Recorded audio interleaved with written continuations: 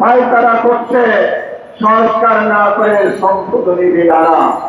সংবিধান সংশোধন সংসদের মৌলিক কাজ, রুটির কাজ।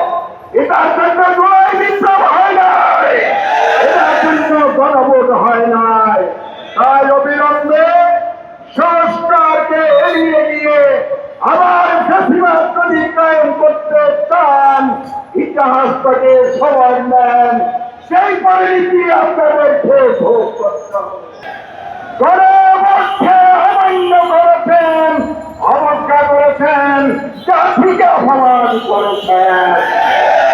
শুধু যে তাই, সংসদ অধিবেশন, সংস্কার অধিবেশন শেষ দিনে বিদ্রোহের নেতা আমির জামাত ডাক্তার শফিকুর রহমান স্পিকারের দৃষ্টি আকর্ষণ করেছেন।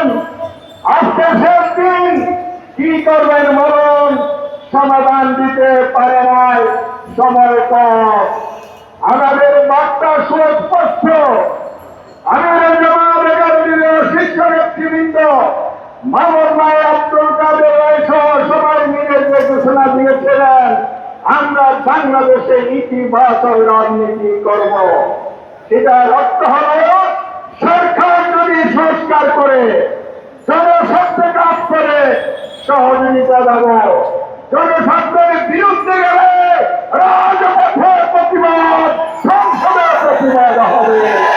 সেই জন্য আমরা এসেছি। আজকে আরেকটা জঘন্য ঘটনা সংসদে ঘটেছে। গতকাল সংসদে যে অত্যাদেশ উপস্থাপন করেছে, অন্তর্বর্তীকালীন যে 133 কেন্দ্রাদেশ অনুমোদন দিয়েছিল, সেখান থেকে 20টি অধ্যাদেশ বাদ দিয়েছে। তার মানে সংসদের গুরুত্বপূর্ণ একটি অংশের খবর রচনা করেছে। এখন পায়তারা করছে সংস্কার না করে সংশোধনী বিল আনা। সংবিধান সংশোধন সংসদের মৌলিক কাজ, রুটির কাজ। এটার জন্য জুলাই বিপ্লব হয় নাই, এটার জন্য গণভোট হয় নাই। তাই অবিলম্বে সংস্কারকে এড়িয়ে গিয়ে আবার ফ্যাসিবাদ যদি কায়েম করতে চান, ইতিহাস থেকে সবাই নেন, সেই পরিণতি